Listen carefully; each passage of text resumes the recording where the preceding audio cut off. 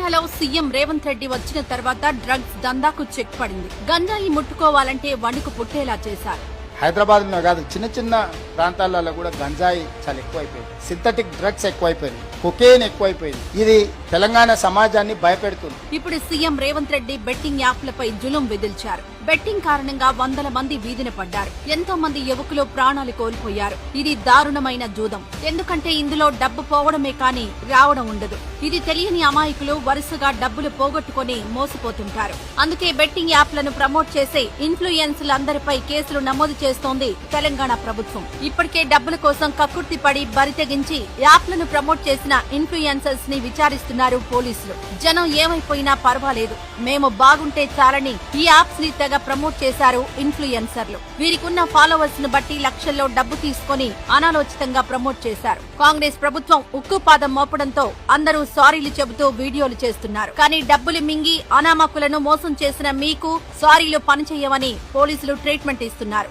Vishnupriya, tasty Teja, Harsha Sai, Pareshan boys Imran, Rithu Chowdary, Kiran Goud, Sunny Yadav, local boy Nani, రైతు బిడ్డ పల్లవి Prashanth, anchor శ్యామలపై కేసులు నమోదు చేశారు. విచారణకు కూడా పిలిచారు. ఇంకొంతమంది పాత వీడియోలు డిలీట్ చేసి తప్పించుకోవాలనుకుంటున్నారు. కానీ పోలీసులు ఆ పప్పులేం ఉడకవు, తొక్క తీస్తామని హెచ్చరిస్తున్నారు. సామాన్య జనాలను రోడ్డు పాలు చేసి సంసారాలు నాశనం చేసిన మిమ్మల్ని వదిలిపెట్టే ప్రసక్తే లేదంటున్నారు అధికారులు. ఈ ఇన్ఫ్లుయెన్సర్ల ఆర్థిక లావాదేవీలపై కూడా పోలీసులు ఆరా తీస్తున్నారు.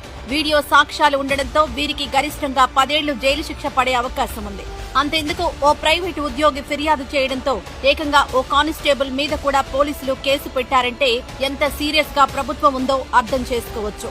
నోటు బెట్టింగ్ యాప్స్ అంటూ ఆర్టీసీ ఎండీ సజ్జనార్ చేసిన ప్రచారం కూడా ఈ డొంక కదిలేలా చేసింది. కాసుల కక్కుర్తి కోసం ప్రకాష్ రాజ్ రాణాలు కూడా ఈ బెట్టింగ్ యాప్లను ప్రచారం చేశారు. మంచు లక్ష్మి, నిధి అగర్వాల్, కాజల్ సహా మరికొంతమంది కూడా ఈ తప్పుడు పని చేశారు. వారిపై కూడా కేసులు నమోదు కావడం ఖాయం. బెట్టింగ్ యాప్లపై తెలంగాణ ప్రభుత్వం యుద్ధమే మొదలుపెట్టింది.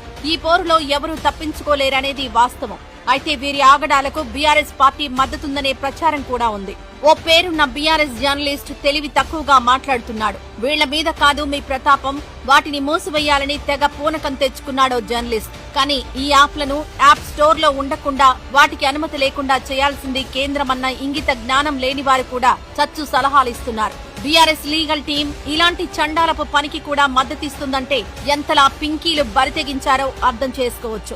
ఎవరు ఎంత సొల్లు చెప్పినా ఈ ఆగడాలను ప్రభుత్వం ఉపేక్షించదు. హీరోలు, హీరోయిన్లు, ఇన్ఫ్లుయెన్సర్లు ఎవరైనా సరే జైలుకే. తస్మాత్ జాగ్రత్త. ఇది రేవంత్ సర్కార్. అక్రమ దందాలకు ఆస్కారమే లేదు.